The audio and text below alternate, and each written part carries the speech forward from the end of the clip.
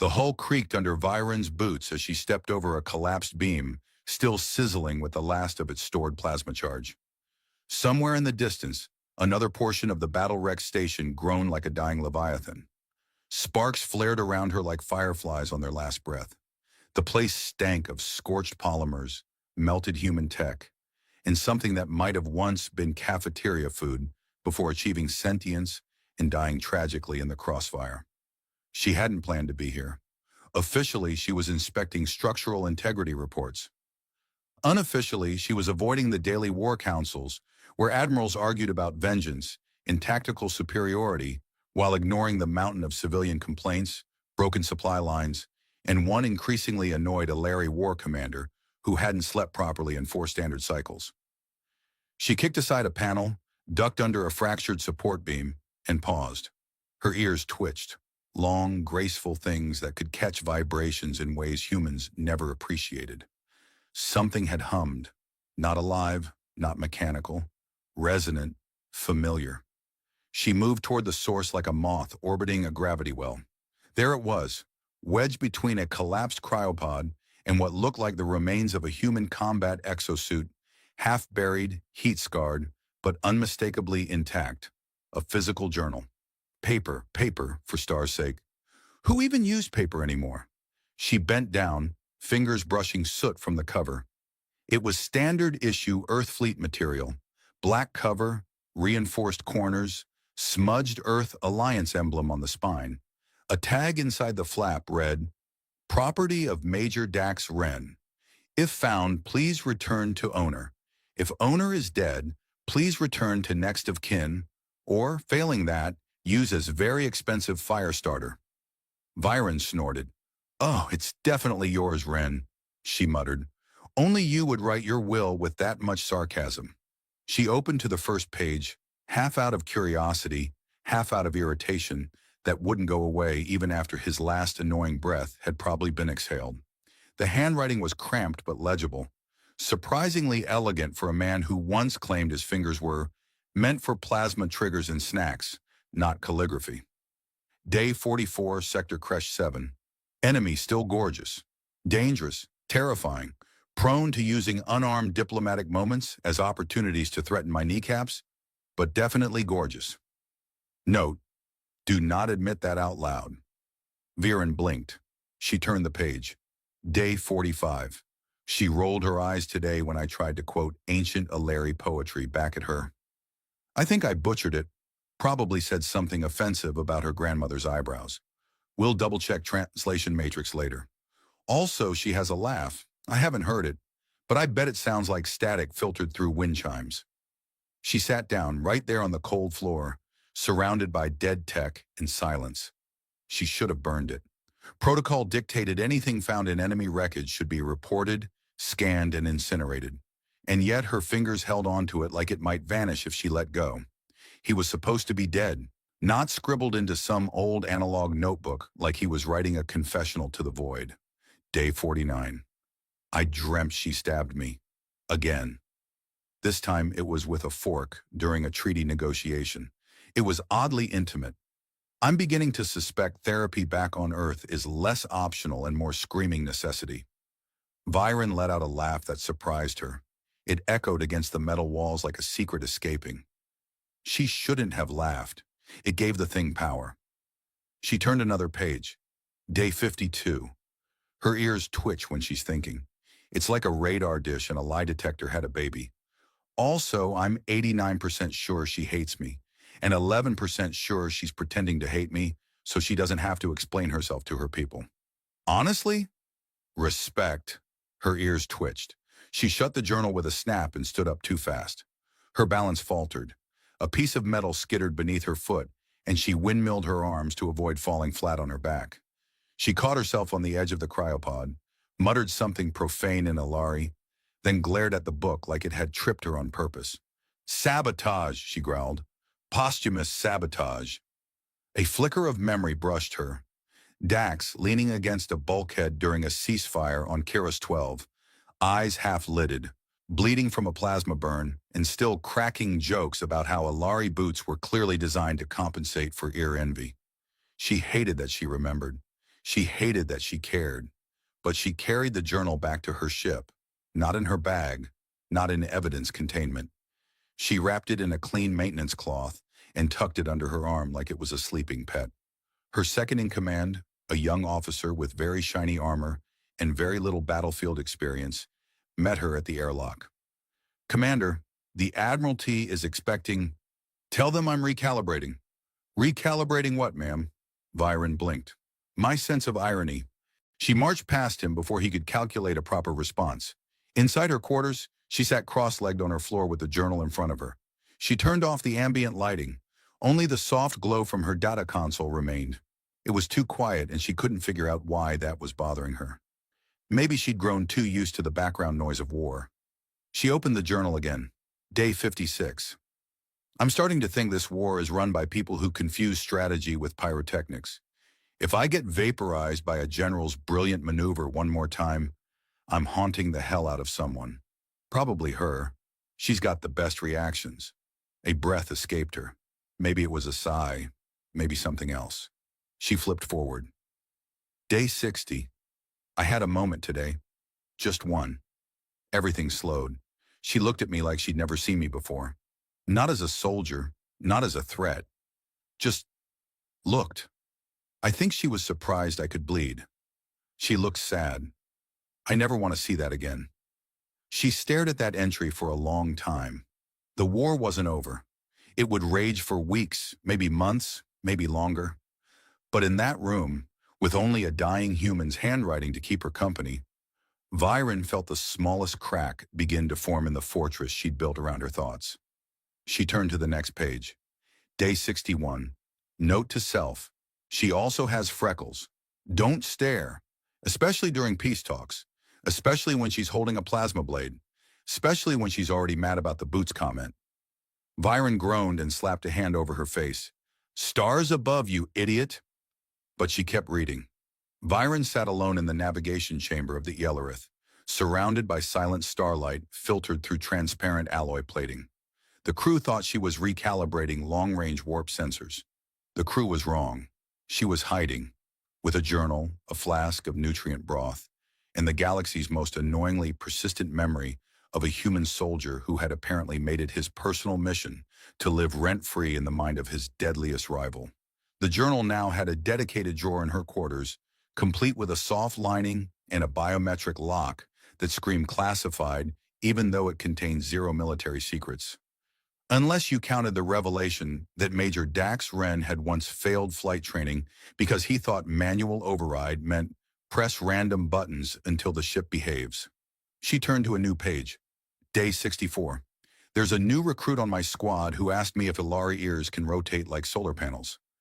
I told him no, but I think he tried to test the theory mid-firefight. His eyebrows may never grow back. Worth it. Viren let out a strangled sound that might have been a laugh or a minor stroke. This was ridiculous. The War Council had just sent her a seventh communique demanding updates on her psychological evaluation of post-battle enemy assets, which was code for, "Why are you not yelling at people and ordering orbital strikes like usual?" She told them the assets were extremely damaged and in need of personal attention. She neglected to mention the asset was a book. She turned another page. Day 65. I saw her today during a ceasefire, 2 clicks south of the crater line. She was helping evac a civilian child who got caught between our lines. No weapon in hand, just moving like she wasn't afraid. I think that scared me more than if she'd had a blaster. Byron remembered that day. She'd gotten heat for it. Interfering with a human evacuation effort was considered fraternizing by some of her more conservative superiors. But it had been a child. Just a small, bleeding human child with 2 large eyes and a broken translator unit. She flipped forward. Day 66. I asked her, during a brief cross-channel transmission, why she helped the kid. She said, because dead children don't win wars. And then she called me a fungus-brain degenerate and ended the call. I'm taking it as progress. She rolled her eyes. You would. A knock came at her chamber door. She snapped the journal shut like a teenager hiding a contraband holonovel. Enter. Her lieutenant stepped in, holding a tablet and a frown. Commander, The Veldari cluster reports unauthorized activity on Grid 9C. Patrols request your approval for countermeasures. Tell them to scan first. If it's pirates, scare them. If it's traitors, extort them politely. If it's more of those religious drones preaching eternal combustion, eject them into a low oxygen zone. Understood. He hesitated. She raised a brow. Something else, Lieutenant? He looked uncomfortable. Permission to ask a personal question. She stared. Granted with regret. Are you laughing more lately? Byron blinked. No, she said too quickly. You're imagining it. There was a report that you chuckled during weapons calibration this morning. That was a malfunction. Your mouth moved. It was a nervous tick. Commander, you said, that's what she said, when the engineer said the fusion coils were too hot to handle. Byron closed her eyes. I need you to forget that. Already trying, ma'am. He left without further interrogation. She waited until the door hissed shut and opened the journal again. Day 69. I asked Command for a temporary truce in Sector Delta 3. I told them our units needed rest and regrouping. They agreed. She probably thinks I'm weak, or clever, or possibly developing a romantic obsession, which, okay, may be fair. She scribbled something in the margin without thinking. Yes. Her stylus hovered. She stared at the word. She hadn't meant to write it. It just slipped. She slapped the journal shut again and stood. This was spiraling. She couldn't go to war meetings with this still in her head. She marched down the corridor toward the observation deck. The ship's AI, a smug program named Telex 7, greeted her with a voice that always sounded like it was halfway through a joke. Commander Viren, you look emotionally agitated. Should I alert tactical or prepare your therapy protocol? I'm fine.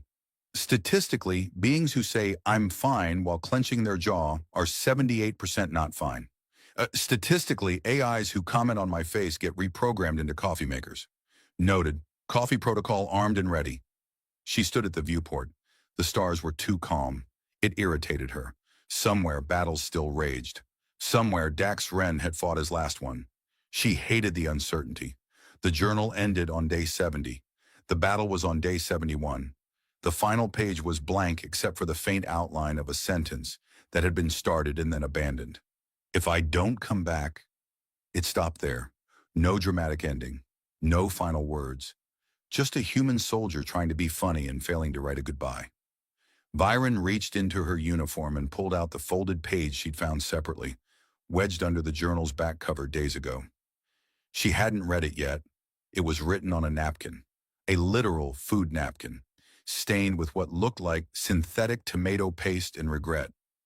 Byron, if you ever read this, I'm probably dead, so I can finally say this without worrying about you stabbing me in the liver. I liked you, not in the tactical, respectful rival way, in the I laughed at your jokes even when you didn't mean to be funny way, in the your eyes make me forget what side I'm on way. Sorry about the boots comment. They were actually very stylish. Dax, she read it again, then once more, just to make sure he really did mention the boots. She whispered into the silence. They were stylish. The ship hummed. The stars twinkled. Somewhere deep in her chest, a tectonic shift began. She tucked the napkin back into the journal. Then aloud to no one in particular said, if you haunt me, I'm filing a complaint with the afterlife. Byron found herself hovering awkwardly near the engineering deck, clutching a tray of steaming mugs filled with what humans called coffee. She'd replicated the blend from Dax's personal logs, which had listed it as dark nebula roast, guaranteed to jumpstart your soul or destroy it trying. The last time she tasted human coffee, her ears twitched for 5 hours, and she briefly believed she could see subspace. Still, she poured a cup and drank anyway, mostly out of spite. She slid into the quiet corner of the maintenance lounge, placed the journal in front of her, and set the coffee beside it like a peace offering to the ghost she still hadn't decided whether or not she believed in. Her crew had stopped asking where she kept disappearing to. The rumors now ranged from secret romantic liaisons with pirate queens to a stress-induced hobby of composing a Larry opera. She let the myths flourish. It was easier than explaining she was rereading the thoughts of a human who once mistook a gravity bomb for a footrest. She opened to a marked page. Day 67. I discovered Alari don't do sarcasm well. I told her our ceasefire meeting was going to be catered. She brought a spoon and a napkin. I think she was trying to show she had a sense of humor. Either that or she planned to eat me. Honestly, I'm good with either. Viren raised a brow and murmured, "It was a tactical spoon." She took a sip of the coffee. It scalded her throat and she immediately saw something that might have been her childhood pet waving at her from hyperspace. She turned to the next page. Day 68. Someone suggested I should write poetry to process my feelings. I think this was a trap. I tried anyway. Beneath the entry was a poem, scribbled in crooked lines and annotated with corrections that got more sarcastic the further down the page it went. Roses are red, her sword is too sharp. She once insulted my singing and also my harp. Wait, I don't own a harp. Scratch that. She walks like a storm with opinions and boots. Her sarcasm lands like precision war salutes. Better. Still needs work. Viren's ears turned a deeper shade of silver blue. She whispered, "You absolute fool." The ship's lights flickered overhead, and a soft chime announced an incoming message from Central Command. She ignored it, then muted it, then activated an automated voice reply that said she was currently emotionally unavailable due to a minor collapse of interspecies diplomacy and also maybe feelings. A tap on the journal's inside flap revealed a small compartment she hadn't noticed before. Embedded inside was a data chip, flat and thin, stamped with Dax's personal encryption seal. She hesitated for 3 full heartbeats, then slotted it into her portable interface pad. A file opened. Log recording, Ren Dax. Entry marked confidential. His voice filled the room, static-laced but undeniably his. If you're hearing this, then either I died dramatically saving a kitten from a burning reactor core, or I tripped over my own gear and fell into a wormhole. There is no in-between. Viren stared at the device. Dax continued. Look, I don't know who you are. Could be Command. Could be Viren herself. In which case, hey. Hi. If it is you, I just want you to know. I didn't mean to fall for someone who threatened to rip out my spine. That was sort of a surprise for both of us. She sat back, stunned. Her pulse pounded somewhere near her collarbone. I didn't know how to say it. I mean, you glare like it's an Olympic event, and you use words like subatomic disintegration in casual conversation. But you also saved a child. You also risked your rank to deliver medicine to enemy territory. You made me laugh in the middle of a war. That's not something people do. That's not something I do. There was a long silence, a breath. I hope you win. I hope you survive. I hope you live so long that your ears turn gray and you forget all the reasons we were supposed to hate each other. And if I don't come back, I hope the coffee's still terrible because that means you remember me. The file ended. Viren didn't move for a full minute. Then she whispered, "You're an idiot." She played it again. This time she smiled. The next day she attended the War Council. She wore her full regalia, polished boots, polished weapons, and polished sarcasm. The Veldari want a new trade agreement, Admiral Sillen growled. They're demanding unrestricted mining rights in the Muro Belt. Viren tilted her head. That's cute. Tell them we'll let them mine there once they invent a drill that doesn't explode at the mere idea of Muro radiation. General Orith frowned. Commander, are you in a good mood? Possibly. Should we be concerned? Almost definitely. Another general leaned forward. We've also detected residual human tech signatures near the Eshra drift. Salvage, most likely. We should destroy it. Viren stood. No. Everyone turned to her. She met each stare with the force of an Alari orbital array. I'll investigate the site myself. Alone. If it's salvage, I'll report it. If it's something more, I'll deal with it. They hesitated, then nodded. The following day, she boarded a single-person scout vessel, the Skrian's Edge. She entered the Eshra drift, scanning for debris. Her ship's AI, an experimental program named PRIM, chimed cheerfully. Welcome back, Commander. Probability of catastrophic hull breach? 12%. Higher than usual. Congratulations. Not now, PRIM. Would you like me to read poetry while you search? She blinked. Actually, yes. A pause. Initiating poetry module. Today's selection, Human Soldier Wren, Dax. Her throat closed. The AI began to recite his entries from the journal, filtered through her ship's audio systems. She flew silently through the debris field as his words echoed in every corner of the cockpit, and in the quiet that followed, she whispered, "I'm coming to find you." Then she set course for the last place his signal was detected. Prime's voice wavered mid-recital as the screen's edge drifted into the Eshra anomaly field. A low hum vibrated through the hull, the ship's shielding flickering like it was being tickled by a bored god. Viren adjusted the inertial dampeners and muttered, "If this thing explodes, I hope the afterlife comes with soundproofing." PRIM chimed. "Commander, I've just recalculated our odds of surviving this approach. Good news, only an 18% chance of vaporization now. Wasn't it 12% earlier?" "Affirmative.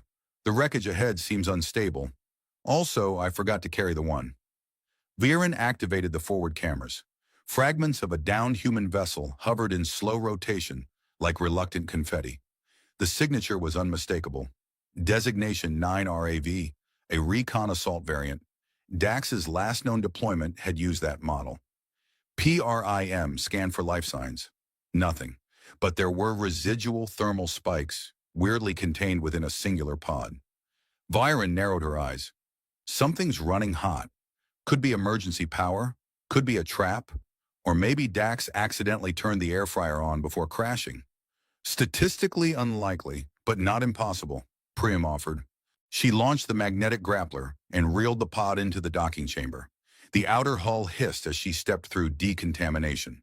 The pod door opened with a groan, loud enough to wake dead star systems. Inside lay a mess of shattered controls, melted insulation, and one sealed cryo chamber. Old Earth tech, barely holding. She wiped frost from the window. The face inside was familiar, even under ice and bruises. Dax. She stared, blinking twice to be sure he wasn't a hallucination triggered by guilt, coffee withdrawal, or a cosmic prank. "Prime," she whispered. "He's alive. Would you like celebratory music?" "Not yet." She accessed the cryo release. The console blinked red, then blue, then red again, clearly unsure how to feel. Viren overrode it manually. The lid cracked open with a wheeze. Dax Ren exhaled, then promptly sneezed like someone rebooting after a decade-long nap. "Fow," he muttered. "Nice of you to drop in," Viren said dryly. He squinted. "Am I dead? Is this the part where you tell me I failed gloriously and then scold me for being late to the afterlife? You're in a salvage pod, in Eshra space. You're not dead, though I'm reconsidering that if you make any more jokes before I finish processing this." Dax blinked rapidly. "You found me?" "Yes." "How?" "Your journal, your coffee, your poetry." "Oh gods, you read the poetry?" "Yes." "And you didn't incinerate me?" "Not yet. You rhymed boots with salutes." "Bold choice." He groaned. "That was a rough day. I think I had a concussion, or feelings, possibly both." Viren smirked. "I've confirmed you still have both." He swung his legs over the edge of the cryopod and winced. "Feels like I lost a fistfight with a black hole.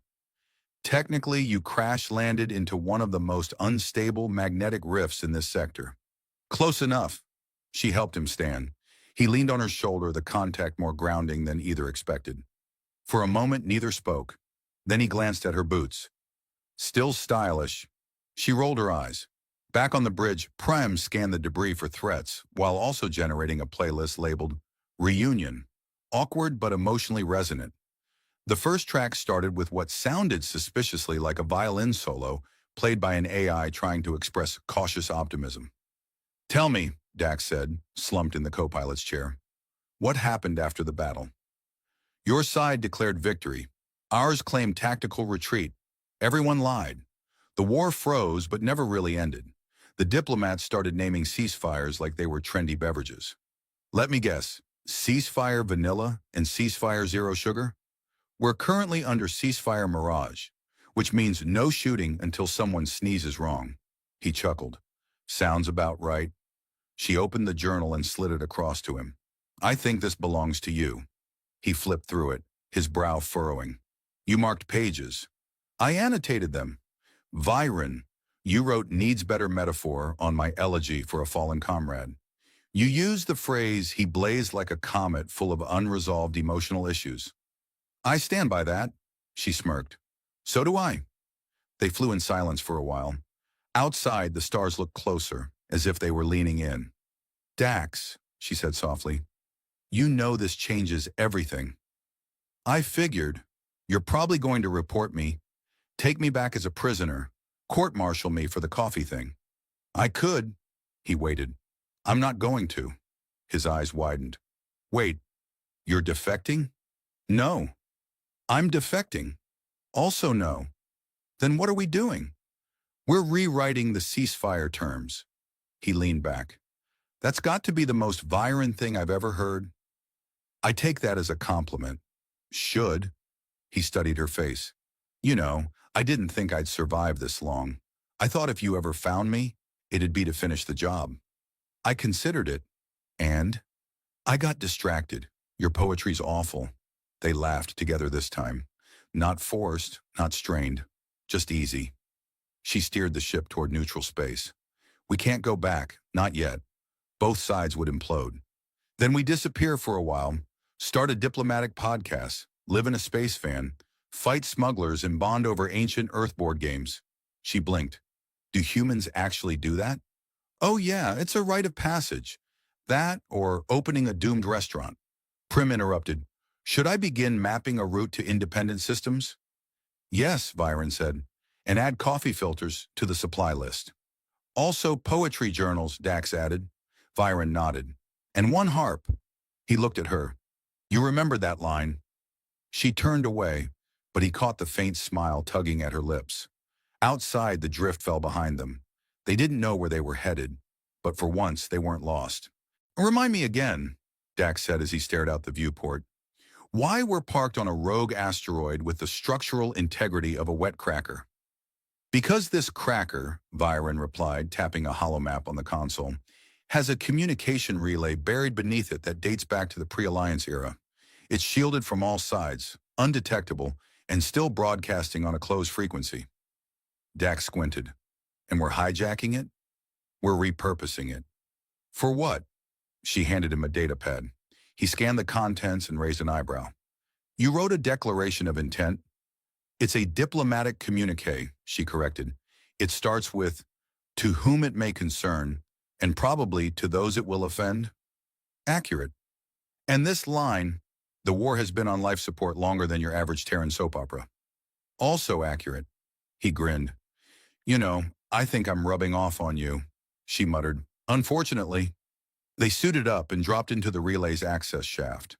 The interior was a graveyard of ancient consoles and flickering lights, but Viren activated a portable fusion core, and the system hummed to life with a creak that sounded like an old AI sighing after a nap. PRIM linked to the relay. Commander, I've patched your message into all major communication nodes in the quadrant. Ready for broadcast. Dax stepped forward. Let's do this before someone notices our charming pirate cosplay. Viren pressed the command key. The message shot through subspace, piggybacking across ancient jump buoys and forgotten satellites. It bypassed all firewalls, encryption, and bureaucratic silences. It hit every command center from the Alari High Chambers to the Human Outer Colonies War Directorate. Inside the message, Viren appeared in full uniform beside Dax, who wore the patched remains of his recon armor and a smirk like he'd never stop being trouble. Her voice was calm and sharp. This is Viren of Elar, former commander, former enemy. I am alive, and I am done. Dax chimed in. I'm Dax Wren, human soldier, terrible poet, and last known survivor of Recon Unit 9 RAV. Also very done. Viren continued. We have proof the war was prolonged by deliberate interference from both our command structures, recorded conversations, altered transmissions, fabricated skirmish data, evidence uploaded along with this message. Oops, Dax added. We're not asking for forgiveness, she said. We're offering truth. Use it or bury it. But you'll never say again you didn't know. The recording ended. Back aboard Skrian's edge, Dax waited for the counter response. Prim said, "So far, reactions include, 'This must be a hoax.' Are they dating now?" And one admiral who screamed into a chair cushion for 47 seconds. Dax chuckled. "That's about what I expected." Byron crossed her arms. "Anything from Cylon?" "High Command has issued a statement. They claim your message is a misguided attempt at post-traumatic diplomacy." "Standard deflection," she said. "No denial. Think they'll try to erase us?" "I hope they do. It would make your poetry finally go viral." They spent the next 5 days hopping between systems, speaking on outlaw frequencies, visiting fringe colonies, showing the truth to anyone willing to listen. Some threw rocks, others offered sanctuary. One elderly mechanic gave Dax a sandwich and told him his haircut was an interstellar crime. On the 6th day, a strange thing happened. People started forwarding their message. The poem Dax had written, the terrible one about boots and salutes, was translated into 5 languages and posted in a peace rally on Zovari Prime. On the 8th day, the first major ceasefire line officially dissolved. Not in chaos, but in dialogue. Commanders began meeting off record, curious and angry and suddenly human again. And on the 10th day, Dax and Viren received a transmission marked private, untraceable. It came from someone in Alari intelligence. The voice was low and clipped. "You broke the silence. You'll never be official again. But you changed something. And that matters." Dax stared at the monitor. "We're not dead yet." "Give it time," Viren muttered, but she smiled. Eventually, they parked the ship on a small moon, whose main claim to fame was the galaxy's only self-aware vineyard. The wine flirted with the drinker in 7 languages. They needed time. They needed stillness. And maybe a break from poetry. "Do you ever think," Dax said one evening, looking up at the twin suns, "how weird it is that we were trying to kill each other 6 months ago?" "All the time," Byron replied, "usually while planning your hypothetical funeral." "I hope it was tasteful. There were swords involved." "Nice." He passed her a data chip. "I've been writing again. No metaphors this time." She raised an eyebrow. "Improvement already." She read the chip's contents in silence. "To the woman with the long ears and longer patience. You taught me how to fight quieter. You showed me that surrender isn't weakness, it's the start of something else. And I don't know what this is, but I'm not afraid of it. Or you, especially you." She looked up. "You left out the part where I saved your life 3 times. I figured that was implied." They sat together on a hill of glowing moss that blinked when you complimented it. Above them, the stars looked less like battlefields and more like beacons. They had no official rank, no uniforms, no orders. Just a ship, a story, and each other. That was enough. Elias Court had exactly 3 rules. Don't get involved, don't ask questions, and never, under any circumstances, upgrade Bits's personality chip. It was probably why he'd survived 6 years on Cygnus 9 without going insane or spontaneously combusting. The colony wasn't much, mostly sand, rock, and enough solar glare to blind a god. But it was quiet, and quiet was currency to a man who'd once tried loud and got burned. The sunrise looked like a molting nebula across the sky, smeared in dirty golds and sickly purples. Elias sipped his coffee, which tasted like boiled transmission fluid with notes of regret. Bits, his AI companion turned self-appointed life coach, was already monologuing in his ear. "I recalibrated the shower thermostat. You're welcome. Now you won't need to sue Steam for emotional distress." "I wasn't aware I could sue physical states of matter," Elias said, eyeing a suspicious blinking alert on his workpad. Bits's voice developed what it thought was a British accent. "Oh, we live in an age of miracles, Elias. Did you know that one human woman married a black hole last year? She said it understood her better than any man. It only took all of her atoms. Remind me to install a sarcasm filter. You removed it 3 years ago, right after I made that joke about your ex-girlfriend and the asteroid belt." "That wasn't a joke. That was an emotional crime." The blinking alert pulsed red. Something had tripped the boundary sensors on Ridge 17. That was 70 clicks north. Nothing out there but scorched soil and fossils of whatever died before humans arrived. Elias frowned. Could be a sandquake, Bits offered. Or the wind finally got bored and decided to rearrange some rocks. Or someone crashed a ship, Elias muttered, rubbing his jaw. Don't be ridiculous. Who'd crash a ship in the middle of nowhere with no distress beacon, no signal? Wait, this is the part where you go check anyway, isn't it? Pack the med kit, load the rifle, and for the love of entropy, turn down your personality settings. I'm a walking miracle, Elias. You can't silence charisma. The rover wheezed to life with the enthusiasm of a dying yak. Sand scraped its joints as they rolled toward the ridge, a storm brewing in the far distance, high-pitched winds singing across the landscape like a chorus of broken violins. Elias drove in silence for a while, Bits humming old Terran pop songs until Elias threatened to rip out his auditory processor. When they arrived at the impact site, there was no fire, no smoke, no scattered debris. Just a long, spiraling trench cut through the rock like someone had carved it with surgical precision. At the end of it lay a ship, if you could call it that. It looked alive. Its skin shimmered like it breathed, and soft pulses of bioluminescent veins ran across its surface. Okay, that's new, Elias said. I'll just add pulsing alien ship to today's bingo card, Bits replied. Only 2 more and I win a free diagnosis for insanity. He approached carefully, rifle slung across his back, more for comfort than intent. The ship's hull responded to proximity. A slit peeled open with a gentle sigh, not unlike a door politely inviting you to your doom. Elias leaned in. Silari? A voice rasped, just loud enough to freeze his blood. The figure stepped out of the shadows. Humanoid. Female. Pale blue skin that shimmered like moonlight through water. Hair the color of ink spilled in zero gravity. And ears. Long, arched back like soft blades, glinting with metallic strands. She looked at him, and something ancient crossed her face. Not recognition exactly. More like awe on the verge of collapse. Her mouth trembled.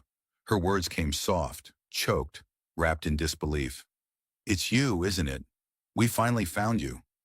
Elias blinked, thought about turning around and pretending this was a hallucination brought on by expired instant noodles. But no, he was definitely still here. Right, you've got the wrong guy. I'm Elias. I fix irrigation, sometimes toilet valves. I once won 2nd place in a karaoke contest. You might be looking for someone less... me. She stepped closer. No weapon, no aggression, just trembling certainty. You don't remember. Of course, you wouldn't. Lady, I barely remember what I had for lunch yesterday. Spiced algae protein bar, Bits supplied helpfully. You rated it 2 out of 5 stars. Her eyes shimmered, not with tears, with something stranger, like she saw stars move behind her eyelids. I am Silari, and you are the key. The key to what? A very confusing dream? The mirror waits. The line endures. You carry the echo. Elias looked at her, then at the ship, then back at her ears. Those things real? They twitch. Silari tilted her head. Your voice is different, and your scent. But it's there. The soul. The pattern. Elias sighed. Let me guess. I'm part of an ancient bloodline, chosen by prophecy, destined to save your people. Her silence spoke volumes. Seriously? He took a step back. I was hoping I was hallucinating again, like that time with the talking iguana in Sector 4. That was me, Bits said. I hacked your dreams. You needed catharsis. Elias groaned. Okay, no offense, Silari, but I'm not in the market for space religion. I've got a colony to run, taxes to ignore, and an AI with abandonment issues. I crossed galaxies for you. I didn't even cross the room for a birthday party last month. She smiled. It was the kind of smile that came from someone remembering something bittersweet, long buried. You haven't changed, she whispered. Oh no, you've definitely got the wrong guy. You used to say that too. The silence between them was electric. The wind kicked up more sand. The ship behind her emitted a soft trill, almost like a sigh. Fine, Elias said finally. You need water? Food? Somewhere to charge your, glowing spaceship? She nodded once, gravely. He turned on his heel. Great. Come on.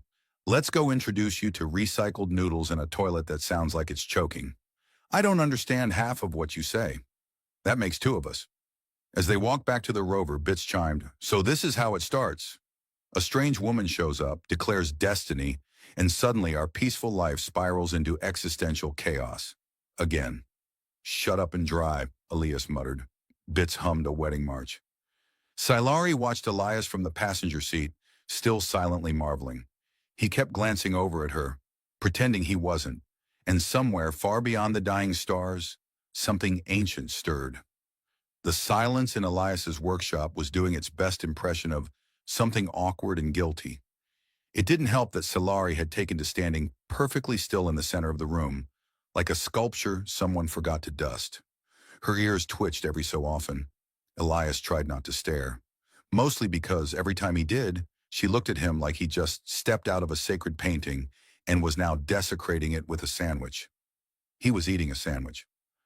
"Do you always consume things with such a casual disregard for their molecular structure?" she asked. "It's a ham substitute. Pretty sure the disregard is mutual." Silari tilted her head. "You're genetically half Eliari. Our digestive systems were designed with elegance. I burped once so loud it set off a drone alarm. If that's Eliari elegance, I'm sorry for your ancestors." Bits hovered into the room, projecting a hollow chart covered in spirals, star paths, and something that looked suspiciously like a doodle of Elias falling into a pit labeled existential doom. "I ran scans of our guest ship," the AI announced. "It's composed of biosynthetic matter interwoven with crystalline neural circuits. Think Squid meets Cathedral with an identity crisis." "Are you sure you didn't just scan yourself in the mirror again?" Elias asked, mouth full. Silari stepped forward, tapping the hollow chart. "This star path, it traces the lineage of the thread. My people have followed it for 3 millennia, and at each endpoint, the signal was weaker. Until now." "Great," Elias said, slapping the console.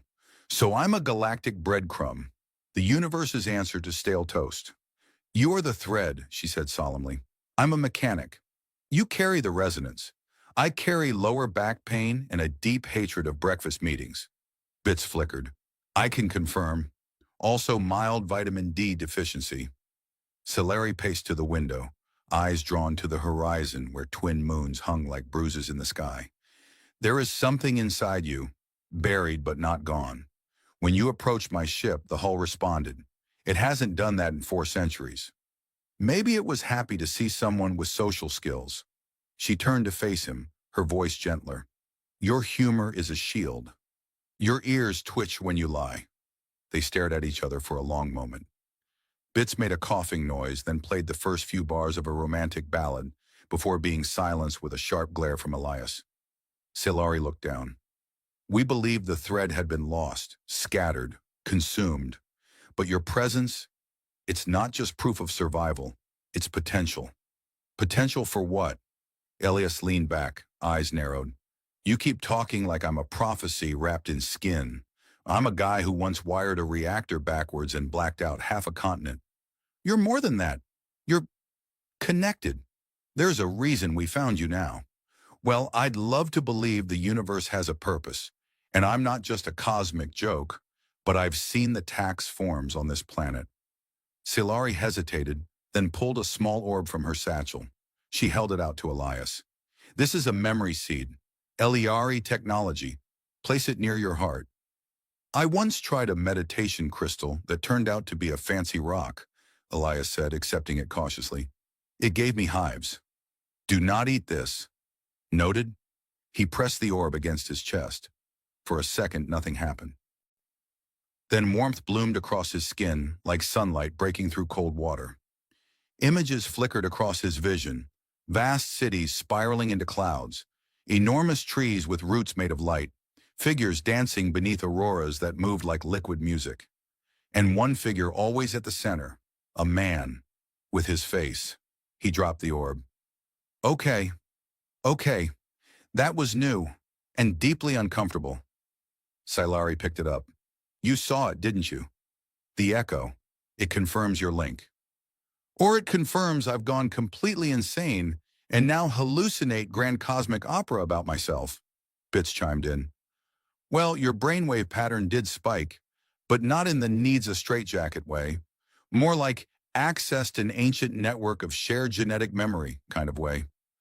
Very retro. Elias sat down hard. So what now? You take me to your planet and I press a big glowing button that says, Save the universe? We need to go to Ilior Prime, she said. The mirror core lies beneath its crust. Only the thread can awaken it. And if I say no, then my people fall, and the last of the stars that sang our names will go dark. That's a heavy guilt trip. It's not guilt, she said. It's hope. He rubbed his temples. Of course it is. That night Elias couldn't sleep. He tried everything. Pacing, tinkering, watching an old Earth sitcom called Shuttle Buddies that Bits claimed was culturally enlightening. Nothing worked. His mind was full of long ears, ancient cities, and the echo of a voice that wasn't his, but felt like a memory. At dawn he stood outside, watching the horizon burn with color. Silari approached quietly. You don't have to decide yet. I've got a bad habit of deciding things when I'm half awake and underfed. Then let me make you food. He turned, surprised. You cook? I absorb nutrients, but I have studied your customs. 15 minutes later, Elias was staring at a bowl of something gray and humming. It's alive. It's enthusiastic. It just winked at me. Silari beamed. It means it likes you. He took a cautious bite. It tasted like battery acid and nostalgia. Somehow not entirely terrible. She watched him, her expression unreadable. You remind me of him, the original thread. I don't want to be him. Good. We don't need him. We need you. The sky shifted. Above them, the stars twinkled in strange rhythms. A pattern emerged. A spiral. A sign. Bits hovered nearby, his voice low. Signal incoming. Something's watching. Elias looked up, his sandwich forgotten. Well, he said, guess we're not the only ones on the scavenger hunt. Elias did not expect his morning to start with an assassination attempt. Granted, he hadn't technically read the entire colony's security briefing last year, mostly because it was 762 pages of legalese and footnotes, and Bits had declared it spiritually harmful. But he was reasonably sure it didn't include flying metallic wasps with plasma stingers. They came in just after breakfast, which had already been a traumatic experience thanks to Silari's latest attempt at Terran cuisine. Eggs. At least she said they were eggs. They had bark, actual bark. They are traditional Eliari celebration pods, she said proudly. They're screaming, Elias said. They're enthusiastic. They just tried to bond with my uvula. And then the windows shattered. 3 mechanical wasps zipped through the broken glass like they had a personal vendetta against windows and subtlety. Each of them was the size of a dog and had the same level of friendliness. Elias did what any self-respecting man would do in that situation. He screamed and dove behind the counter. Bits's voice cut through the chaos. Unregistered drones, heavily armed, very rude. Silari drew a curved blade from seemingly nowhere. The metal rippled as she moved, slicing through the air with liquid precision. One of the drones lunged. She sidestepped and bisected it in one fluid motion. Elias popped up from behind the counter just long enough to fire a makeshift energy pulse from a welding tool. It hit the second drone in the side, which did nothing except make it angrier. I'm starting to think I shouldn't have skipped laser fencing class in school, he muttered. You went to school? Bits said. I assumed you were raised by malfunctioning vending machines. The third drone veered toward Silari. She raised her blade, but Elias tackled her sideways just in time. The drone embedded itself in the wall, twitching like a confused bee with too much caffeine before exploding in a spray of gears and ego. They hit the floor hard. Silari landed half on top of Elias, her hair a curtain around his face. You smell like burnt protein and anxiety, she said. Yeah, well, you smell like interstellar trouble and mildly judgmental flowers. She didn't move. I'm not getting off until you promise not to die, she said. Don't make promises you can't keep, Elias replied. Outside, the last of the drones spiraled to the ground in a heap of sizzling metal. Bits hovered cautiously over it. Well, Bits said, we've now officially reached the someone wants you dead part of the story arc. Shall I prepare a dramatic soundtrack? Elias pushed himself upright. Where did they come from? No broadcast signature, Bits said. No transponder. Very sleek tech. Could be black market. Could be corporate.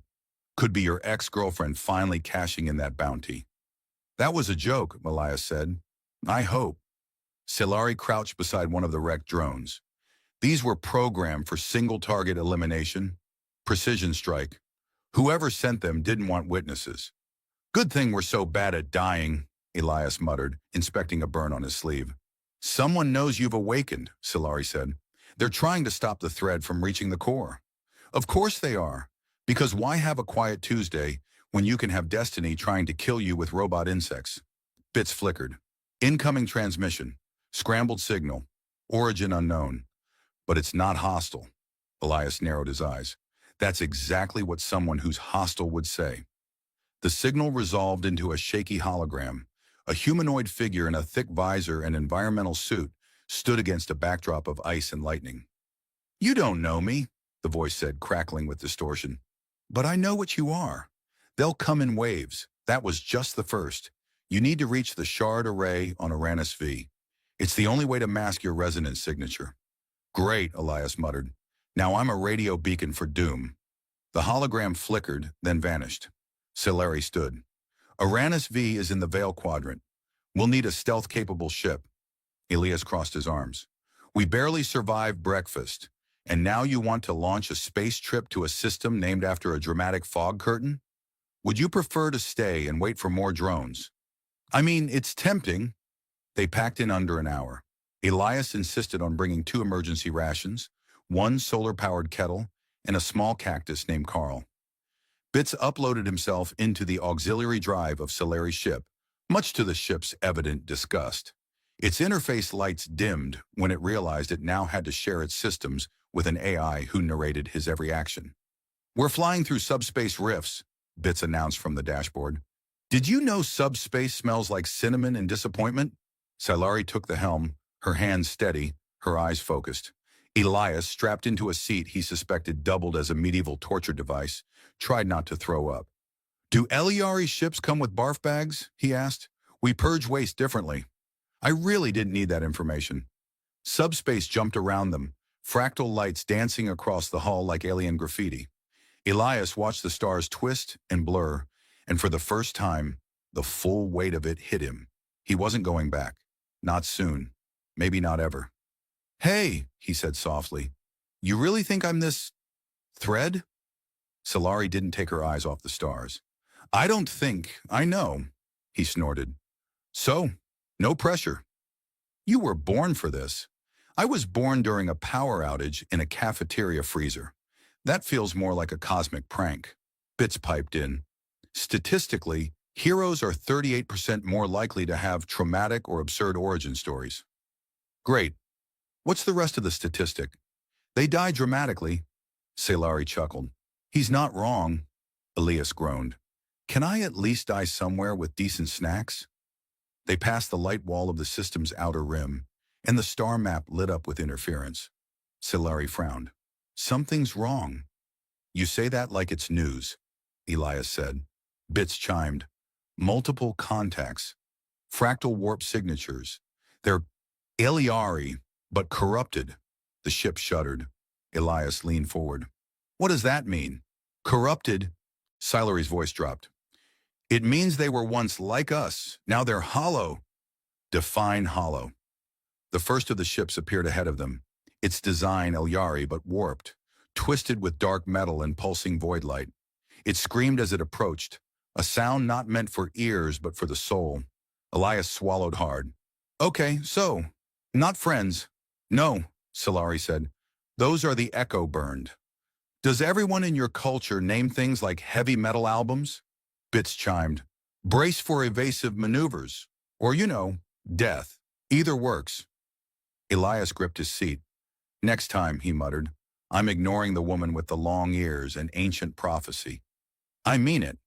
The ship lurched into hyperspin as the echo burn closed in. Behind them, space bent into a scream.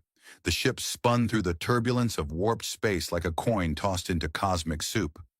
Elias would have appreciated the metaphor more if his organs hadn't been trying to rearrange themselves into a tasteful spiral pattern. "I thought your ship was stealth-capable," he shouted as the hull groaned under another energy pulse. Solari's hands moved like a symphony across the controls. "It is. Stealth is not the same as invincible." "Good to know. So when we die, it'll be quiet." Bits's voice chirped over the comms, slightly too cheerful. "Incoming gravity well from the lead Echo Burn cruiser. I would recommend screaming now to get it out of the way." Elias screamed, briefly, then glared at Bits. "I meant later," Bits clarified. "Screaming now is premature and emotionally wasteful." The ship jolted as Solari flipped the vessel into a tight corkscrew maneuver. One of the Echo Burn fired a beam of dark red entropy energy, barely missing their aft engines. Elias's hair lifted from the static charge. So did his will to live. "I don't suppose you packed an ancient Eliari superweapon in the glove box?" he asked, clinging to the armrest like a man married to fear. Solari didn't answer. Her eyes were narrowed, her jaw tight. That usually meant she had a plan. Or gas. He hoped it was the former. Bits blinked into view on the nearest panel. "Telemetry shows a subspace fissure opening 2 clicks off our starboard bow. If we hit it at the right angle, we can slingshot out of their gravity field." "Define right angle," Elias muttered. "The one that doesn't kill us." "Helpful as always, Bits." The ship dove. Ahead, the fissure shimmered like a wound in the fabric of the universe. The Echo Burn were closing in, their hulls screaming in an alien frequency that Elias was positive was insulting. "Okay," Elias said. "Before we all die, just hypothetically, what are the Echo Burn? Because they didn't come with a user manual." Solari's voice was low. "They were once Eliari, long ago, but something infected them, something outside of time. It broke their minds and hollowed their souls." "Yup, just as I suspected. Space zombies." "They are not zombies. They're flying around in haunted star coffins and screaming psychic murder. That's at least zombie adjacent." The ship pierced the edge of the fissure, everything inverted. Elias's vision went white, then black, then a confused shade of lavender. When they emerged, the Echo Burn were gone. Solari slumped back in her seat. "Well," Elias said, panting, "that was horrifying. Let's not do it again." Bits chimed. Navigation systems stabilized. "Welcome to the Vale Quadrant.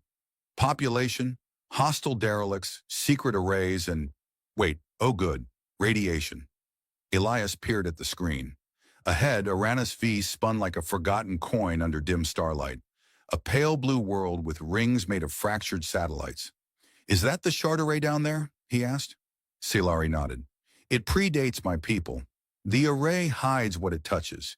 It will cloak your resonance until we reach Elia Prime." "I don't suppose it also comes with refreshments," Solari smirked. "It comes with cold wind, structural instability, and the possibility of ancient defense systems waking up and trying to vaporize us." "Ah, so like visiting your in-laws." They descended through the atmosphere, the ship cloaking itself automatically. Uranus V wasn't a dead planet exactly. It was more like a planet in a coma with occasional outbursts of volcanic sarcasm. The array itself was embedded in the mountain's spine, 10 massive towers rising like broken fingers toward the stars. As they landed, Bits scanned the surface. No active life forms, no electronic signals, no vending machines. "Truly a cursed land," Elias said. Solari stepped out first. The air shimmered faintly with old energy. Elias followed, immediately slipping on ice and using language that would have gotten him disinvited from most intergalactic brunches. "Are you all right?" Solari asked. "No, I twisted something vital and probably majestic." They reached the base of the array towers. Each one hummed faintly with power. Runes in no known language etched the sides. Elias felt something vibrate in his chest, like a key being recognized by a lock too ancient to remember its own purpose. "This place doesn't like me," he said. "It remembers you," Solari said softly. "That's worse." She touched the control panel. Lights flared, cascading across the array in perfect harmony. "System awakening," Bits said. "Energy signatures syncing." Oh no." "What?" Elias asked. "I just pinged a proximity alert," Bits said. "Someone's here." A sleek ship uncloaked above them, black, angular, and humming with silent menace. It didn't have markings. It didn't need them. "That's corporate," Elias muttered. "That's definitely corporate." A voice boomed from overhead. "Thread candidate 1172. You are in violation of entity containment protocols. Stand down for retrieval." Thread candidate? I feel like I should have gotten a brochure or something. Solari raised her blade. "They're from the Mirror Syndicate. They harvest anomalies. They want to extract your genome. Can we at least pretend this isn't the weirdest Tuesday I've ever had?" The ship lowered a boarding ramp. Out stepped a man in a silver suit, flanked by robotic enforcers. "You are property now," he said. Elias held up a hand. "Okay, quick question. Do I get dental?" The man blinked. "What?" "Dental, vision, PTO. You're going to kidnap me, but I'd like to know if I'll still get weekends." Solari stepped between them, blade glowing. "You can't stop us," the man said. "He's not yours." "He's not yours either," she snapped. Elias sighed. "You know, once I thought I'd retire and open a noodle stand, sell soup, make jokes, live quiet. Now I've got space ghosts and genome harvesting space MBAs coming after me." "You're welcome," Bits offered. The robots surged forward. Solari moved like lightning, slicing through the first wave. Elias grabbed a pulse cannon from the array's emergency rack, bless ancient civilizations and their preparedness protocols, and fired at the lead enforcer. It shorted out with a noise that sounded suspiciously like a digital whimper. The man retreated, signaling his ship. "We'll be back. You can't run forever." "Technically," Bits said, "he can run for approximately 72 hours before dehydration sets in." The ship vanished into the sky. Solari exhaled. "They'll bring more next time." Elias sat on a rock, panting. "Next time, they better bring snacks." The array shimmered again. Energy spiraled inward toward Elias. "It's sinking with you," Solari whispered. "I'm not sure I'm ready for this," Elias said. "No one ever is." The ground beneath them rumbled. Far below, something ancient stirred. Something listening. Something waking. Elias blinked. That didn't sound like a good kind of rumble. "No," Solari said. "That was the kind that says someone else heard the signal too." Elias groaned. "Great. Everyone's invited now. Hope the galaxy brought enough chairs." Elias opened one eye and stared at the glowing console beneath him. "Okay, is it normal for ancient alien architecture to start vibrating like a caffeine-addicted washing machine?" Solari looked equally tense and unimpressed. "It's not ideal." Bits appeared in hologram form above the terminal. "Correction. It is catastrophically not ideal. Something under the array is powering up, not in a happy-to-see-you way. More in a final boss fight way." Elias groaned and pushed himself up.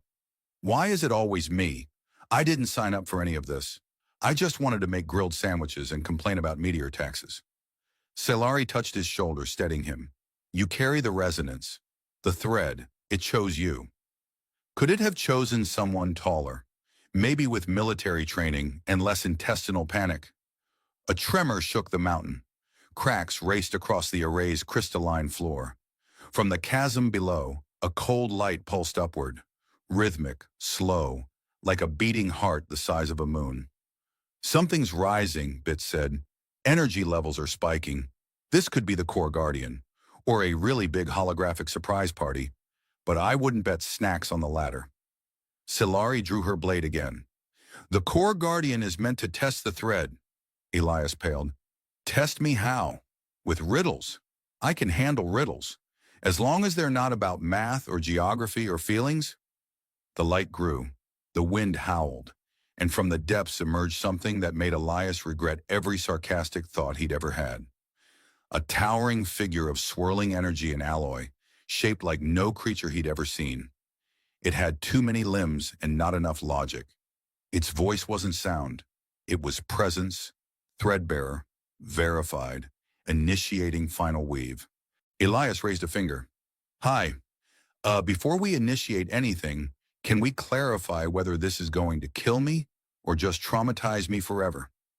The Guardian didn't answer. Instead, it extended one arm. A beam of light connected with Elias's chest, and the world fell away. He stood in darkness. Stars swirled beneath his feet. Around him, memories flickered, his and others. He saw Eliari ancestors fleeing an ancient catastrophe. He saw the creation of the shard array, the scattering of their kind across galaxies. He saw himself, laughing, fixing things, running, failing, trying again. The thread is not power. It is memory, connection, choice, the will you bear it. I don't know, Elias said. I'm not special. I'm not brave. I panic when toast burns. Yet you came. You chose. You fought. He swallowed. Yeah. Okay, I guess. I guess I'll bear it. I mean, what's the worst that could happen? You will carry us, and we will carry you. The light surged, pouring into him. It didn't burn. It warmed, like remembering a song you didn't know you knew. When he opened his eyes, Solari was at his side. The Guardian bowed its head. You did it, she whispered. I think so. Also, I think my brain is now full of at least 7,000 years of alien Pinterest boards. Bits beeped. Thread resonance stabilized. Your genetic beacon is no longer traceable. The Mirror Syndicate won't be able to find you, unless they send someone with really good ears. Elias grinned. So what now? Do I become a space monk, a traveling bard, a mildly confused interstellar guru? Salari looked at him, really looked. You become whatever you choose to be. You're free. The array began to hum in a new way, not with warning, but with purpose. A ripple of energy burst outward, cascading through the planet's rings. Bits displayed a readout. Colonies across the quadrant were registering the signal.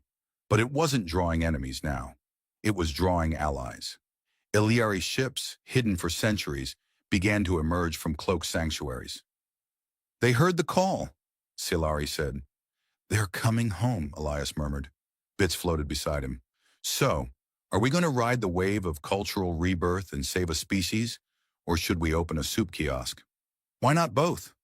They left Aranis Fee with the array humming behind them. As they flew, Silari leaned her head on Elias's shoulder. It was a quiet moment, which for them was rarer than a functional toaster on a mining outpost. You've changed, she said. I've had character development, he replied. She smiled. You're stronger now, wiser. Still terrified of bees. Understandable, Bits interrupted. Incoming message from the Eliari High Conclave. They want to speak with the Threadbearer. Elias sighed and stood up straighter. Okay, fine. Put them through. But if they start chanting or trying to sacrifice something, I'm unplugging the comms. The message opened with a respectful bow. The Eliari leaders, old and beautiful and strange, greeted him not as a symbol, but as one of them. Threadbearer, they said, you are not our savior. You are our echo, our future, and our friend. Elias swallowed hard. You're welcome. Also, if anyone has any old snacks from before your ancient diaspora, I am very hungry. Laughter. Genuine. The kind that heals old wounds. Later, after the call, Elias stood at the ship's viewport, watching the stars stretch ahead.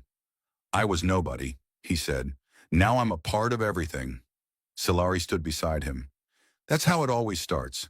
The ones who think they're nothing end up becoming the story. I don't want to be a story. Too late, he smiled. At least I've got you in it. She reached out and took his hand. You always did. Behind them, Bits played soft music, the kind that sounded like sunrise over glass oceans. Hey, Bits, Elias said. Set a course. Somewhere quiet. Somewhere with noodles. Setting course for home, wherever that ends up being. And with that, the stars swallowed them whole. Two souls and one snarky AI, threading through the universe. Together.